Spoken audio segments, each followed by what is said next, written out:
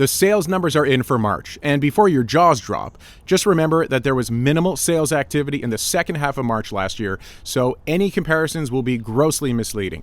Even though sales were technically up 97% year over year, a more telling statistic would be to compare the first half of March 2020, prior to the onset of COVID-19, to the first half of March 2021 to get a sense of how the market is performing year over year.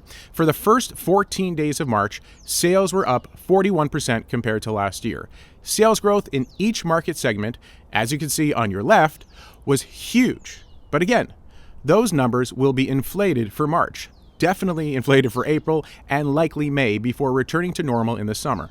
In fact, we actually may even see a bit of a dip in the year-over-year sales growth in the summer, since last summer's sales numbers were record-breaking.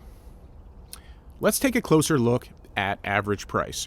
Overall, average price for March was $1,097,000. The year-to-date average price for the GTA is $1,053,000, which is 13% higher than 2020's average price. Since January, detached, semis, and townhouse prices have all been appreciating rapidly. In the city of Toronto, they've risen 11%, 7%, and 18% respectively. But that's old news. Look at the average condo price in the GTA. It is now officially up year over year for the first time since October and shows no signs of letting up. In fact, in the city of Toronto, condo prices have jumped 13% since January. The change in the last few months in the condo market has been remarkable. Multiple offers, bully offers, crazy selling prices. It's been mayhem. And just a couple of months ago, you couldn't pay someone to take a downtown condo off your hands. It's crazy how quickly things can change. So, where do we go from here? This runaway train that is the Toronto real estate market is going to keep chugging along until supply can catch up with demand. Will it happen naturally, or will the government jump in? Who knows? But right now, months of inventory is below 1 in every market segment in both the 416 and the 905. And you'll read a ton of articles in the news from economists and realtors about the B word, bubble. I've been hearing about the B word since I started my career almost 16 years ago. And while there were dips in 2008 and 9 and 2017, by no means did any bubble burst.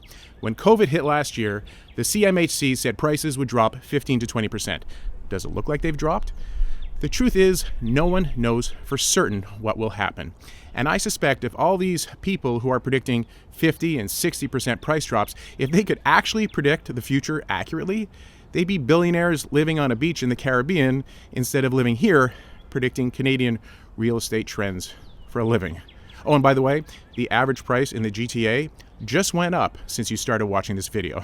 So don't wait for the bubble to burst, or you'll be left on the outside looking in.